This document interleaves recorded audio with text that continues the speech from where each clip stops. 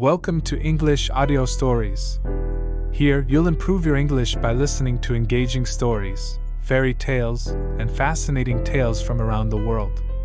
Sit back, relax, and let's dive into today's story.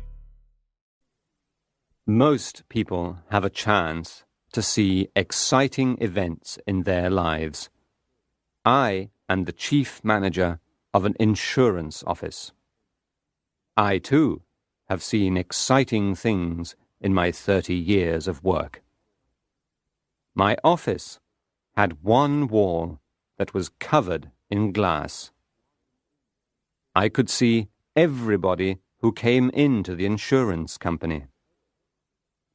I liked to study the faces of new customers before I spoke to them. I decided what kind of people they were before they said a word to me. I learned to trust my first impression of people. The story I want to tell is about a man who came into the company one day. I watched him through the glass in my office. He seemed about 40 years old, and he was very well dressed. He seemed very polite, and he appeared to be quite a gentleman. He was talking to one of the clerks. Despite his appearance, I disliked this man as soon as I saw him. Suddenly, the man noticed that I was looking at him. He smiled at me through the glass. Then he took some papers from the clerk and left. A few minutes later, I called the clerk into my office. "Who was that man?" I asked him. "That was Mr. Julius Slinkton, sir," The clerk told me. "He's from the Middle Temple." "What did he want?" I inquired. "He wanted one of our insurance forms," The clerk replied. "He said that a friend of yours recommended this company." "He knew my name then, did he?" "Oh, yes, Mr. Sampson. The clerk confirmed. He knew your name." About 2 weeks later, I went to have dinner with a friend of mine. One of the other guests was Mr. Julius Slinkton. He was standing near the fire. He noticed me, and he asked our host to introduce him to me. Our host quickly brought him over. The three of us began to talk. "I thought you knew Mr. Sampson already," our host said. "No," Mr. Slinkton told him. I followed your advice. I went into the insurance office, but I didn't speak to Mr. Sampson. I didn't want to disturb him. "Did you come to the office to take out an insurance policy?" I asked Mr. Slinkton politely. "Was it a life insurance policy?" It's not a policy for me, Mr. Slinkton said. It's for a friend of mine. He asked me to get the information for him. I don't know whether he will take out the policy. People often change their minds, don't you think, Mr. Sampson? "Yes," I replied. We began to talk about other things. Your profession has suffered a great loss, Mr. Slinkton said suddenly. I did not know what he was talking about. "A loss?" I asked in surprise. "What kind of loss, sir? A financial one?" Mr. Slinkton laughed. I don't mean a financial loss, he explained. I was referring to Mr. Meltham. Now I understood what he was talking about. "Ah, yes, Mr. Meltham," I agreed. "That was indeed a sad loss. He was the most brilliant man I have ever known in the insurance profession." "But did you know Mr. Meltham?" I asked. I knew his reputation, Mr. Slinkton told me. What a sad story it is. A young man like that suddenly gives up his business and retires from the world. I have said that I disliked Mr. Slinkton when I first saw him in the insurance office. I still disliked him. I did not think he was really sad about Mr. Meltham at all. I decided to ask Mr. Slinkton some questions. I wanted to find out more about this man. "Have you heard why Mr. Meltham left his business?" I asked. I have only heard stories about it, He said. Apparently, Mr. Meltham was unhappy in love. "That's not the truth," I told him. "The truth is that the lady died." She died, did she? Mr. Slinkton repeated. That's terrible. Poor Mr. Meltham. How very sad for him. I still felt that Mr. Slinkton was not sincere.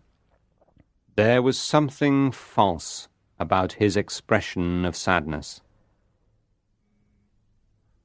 Then he said to me, You are surprised that Mr. Meltham's story affects me so strongly. I can see that, Mr. Sampson. But I too have suffered a terrible loss recently. I have 2 nieces, you see. One of them, a girl of 23, died recently. The other niece is also not well. The world is a very sad place. Now I thought I understood Mr. Slinkton. He was a sensitive man who had suffered. I was angry with myself for disliking him. I watched him for the rest of the evening, and he seemed to be a good man. He talked politely to everybody, and everybody seemed to like him. I decided that my first impression of Mr. Slinkton was wrong. I spoke to our host about Mr. Slinkton. He told me that he had not known him for very long. He told me that Mr. Slinkton had taken his 2 nieces to Italy for their health. It was there that one of them had died. He had returned to England afterwards with his other niece. Now I felt that I understood Mr. Slinkton. I was deeply ashamed of my previous distrust of him. 2 days later, I was sitting in my office as usual. I saw Mr. Slinkton come into the outer office. As soon as I saw him, I disliked him again. Mr. Slinkton waved cheerfully at me and came into my office. I have come back, He said, because I want to find out what my friend has done with the insurance forms. I want to know whether he has sent them back to the company. His family are worried about him, you see. They want him to buy a good insurance policy. "Perhaps I can help," I said. "What is your friend's name, Mr. Slinkton?" I asked him. Beckwith. He told me. I called the clerk into my office. I asked him to find out if a man called Beckwith had started an insurance policy with the company. The clerk searched through his files for a moment, and then he brought me some papers. Yes, Mr. Sampson, He said. we received these forms from Mr. Beckwith.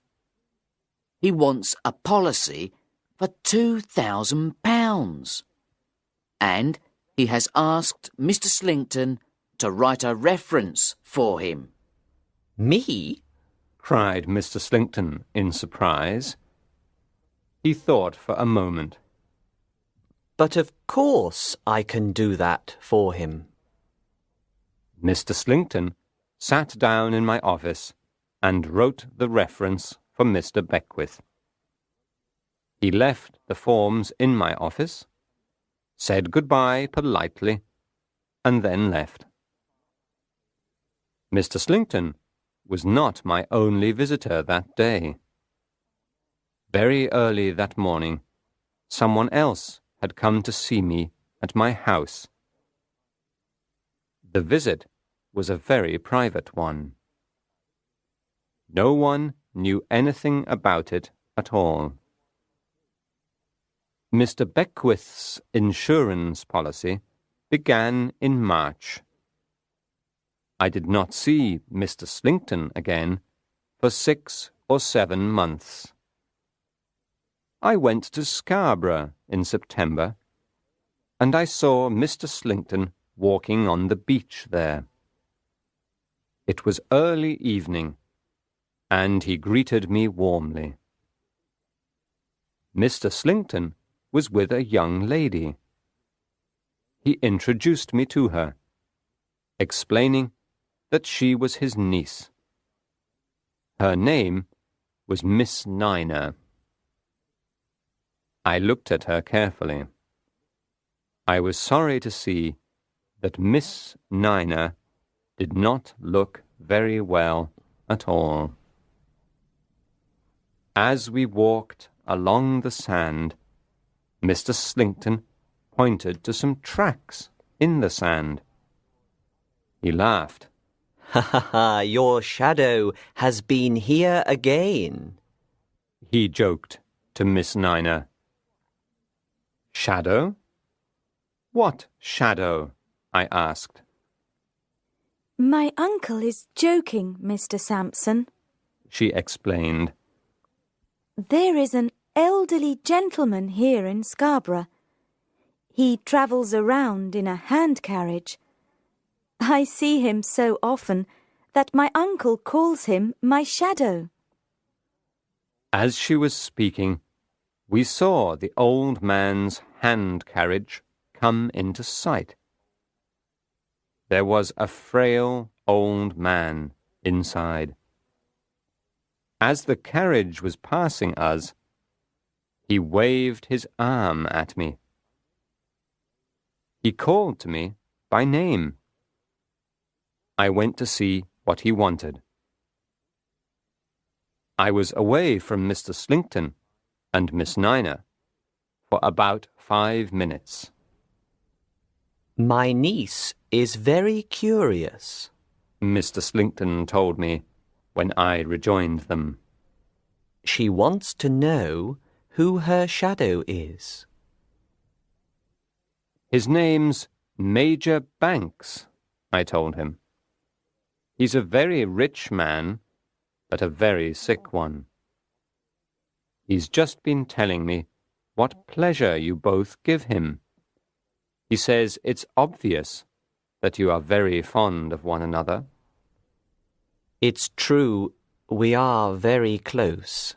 Mr. Slinkton said very seriously. We are alone, you know, since Margaret died. Miss Niner looked sad at her uncle's words. The memory of her sister was clearly still very painful to her. Suddenly, she sat down near a rock on the beach. She was pale. Mr. Slinkton walked away from us. He, too, seemed very upset by his memories. Miss Nina began to tell me about her uncle. She said he was a very good, kind man. She told me that she knew she was going to die soon. She was worried about what would happen to her uncle when she died. I saw the hand carriage coming back towards us along the sand as she was talking. Suddenly, I interrupted her. "Miss Nina," I said urgently, "I have something to tell you. You are in great danger. You must come with me and talk to that man in the hand carriage. Your life depends on it." Miss Nina was very shocked by my words. I walked with her to the hand carriage before she had time to object. I did not stay there with her for more than 2 minutes. Within 5 minutes, I saw her walking up the beach with a grey-haired man. He had a slight limp. I knew that she was safe with that man. I went back to the rock and sat down. Mr. Slinkton came back soon afterwards. He was surprised that his niece had gone. We talked for a few minutes. He told me that Miss Nina was very ill, and he looked sad while he told me. I replied politely to everything he said, but I was holding a weapon in my pocket as we walked along together. "Mr. Sampson, may I ask you something?" He suddenly inquired. "What is the news of that poor man Meltham? Is he dead yet?" "No," I told him. "He's not dead yet. But he won't live long, I'm afraid." "What a sad place the world is," Mr. Slinkton sighed quietly. It was November before I saw Mr. Slinkton again, this time in London. I had a very important appointment at Middle Temple. I arrived at the temple and went up some stairs. There were 2 doors at the top of the stairs. The name Beckwith was painted on one door. The name Slinkton was painted on the other. I went in the door marked Beckwith. The room was dirty, and there were empty bottles everywhere. A young man got up when I entered. He walked very unsteadily, and he seemed drunk. "Slinkton's not in yet," he said loudly. "I'll call him." He went into the corridor and began to shout loudly. "Hey, Julius! Come in here and have a drink," he called. Mr. Slinkton came into the room. He was very surprised to see me. "Julius, this is Mr. Sampson," Beckwith introduced us. "Boil the brandy, Julius," he said. He gave Mr. Slinkton a filthy saucepan. come on. Boil the brandy the way you usually do. Mr. Slinkton was embarrassed at my presence in the room. I could see. "How is your niece, Mr. Slinkton?" I asked him quietly. I am sorry to say my niece has left me, He replied. She went away without a word of explanation. Beckwith held out the saucepan once more. Boil the brandy, Julius. He repeated. Give me what you always give me for breakfast, lunch, and dinner. Boil the brandy, I tell you. Now Mr. Slinkton looked even more embarrassed. This was not a pleasant situation for him. He thought for a moment, and then he spoke to me. You're a man of the world, Mr. Sampson, He began. I'll tell you the truth. No, Mr. Slinkton, I said firmly. You'll never tell the truth. I know all about you. You want to save your insurance company some money. He said calmly. You will try to argue that I was responsible for Beckwith's condition and for his eventual death. But you won't be able to prove that, you know. You won't be able to prove anything. Beckwith suddenly picked up his brandy glass and threw it at Mr. Slinkton. The glass cut his forehead, and blood began to flow down his face. Mr. Slinkton took out his handkerchief and dried his face. As he was doing this, another man came into the room. A man with grey hair, who walked with a slight limp. Mr. Slinkton looked at this man in surprise. Look very carefully at me. Beckwith cried out. You're a rogue, Slinkton, and I've caught you. I took these rooms on purpose just to catch you.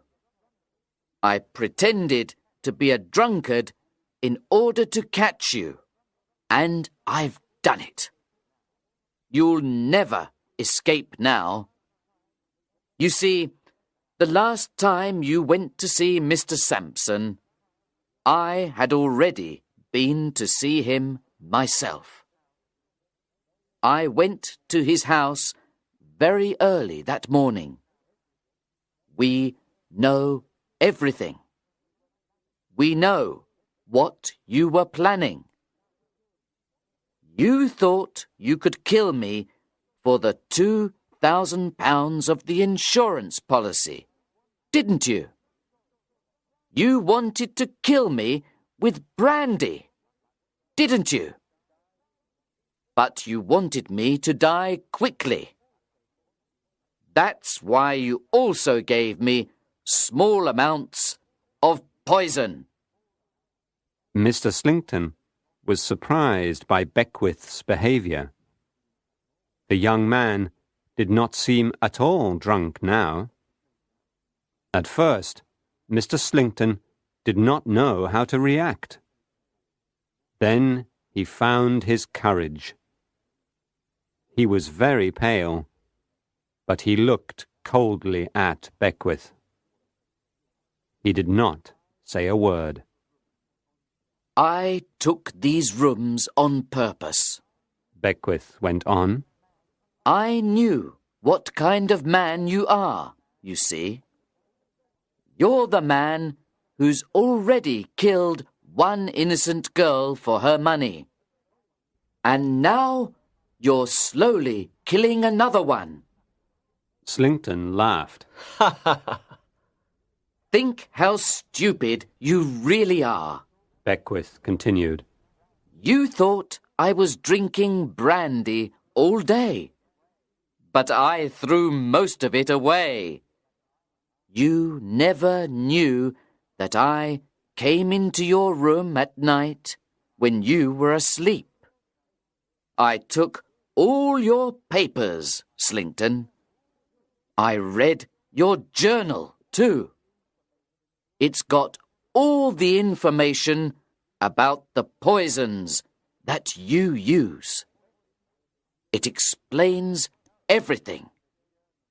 I know where the journal is now. Slinkton looked at Beckwith questioningly. It's not in your desk, Beckwith told him. Then you're a thief. Slinkton told him calmly. He spoke calmly, but his face was white. I'm your niece's shadow, Beckwith said quietly. Suddenly, Slinkton lost his calm and his courage. He looked frightened now. Still, he said nothing. I've watched you all the time, Beckwith said. I knew that you were poisoning Miss Nina. I went to Mr. Sampson and told him everything. That man standing at the door is Mr. Sampson's servant. The three of us have saved your niece's life. Beckwith paused for a moment to look at Slinkton. Then he went on. You don't even know my real name, he said very quietly. You asked Mr. Sampson several times if he had any news about Meltham. I can give you news about him. I am Meltham, he announced triumphantly. I loved your niece, Margaret. I could not save her, but I promised to pursue you to the end. And I've done it, he cried. I've hunted you down, Slinkton. Slinkton now looked in horror at the man who was accusing him. He was unable to speak for fear. You never knew my real name, Meltham told him. You are seeing me under my real name now for the first time. You will see me again when you answer the charge of murder in court. And I hope you see me in your imagination when they put the rope around your neck and the crowd cries out for your death. Slinkton turned quickly away from us for a second and put his hand to his mouth. The room suddenly filled with the smell of some chemical. Slinkton gasped, ran a few steps, and fell to the floor. He was dead. Meltham and I made sure that Slinkton was dead. Then we left the room together. I have done what I promised to do, Meltham said sadly to me. My life is ended now. I did everything that I could to help him. But the poor man died a few months later.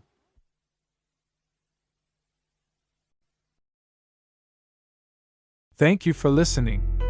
If you enjoyed this story, don't forget to like, subscribe, and hit the notification bell so you won't miss the next one. See you in the next story.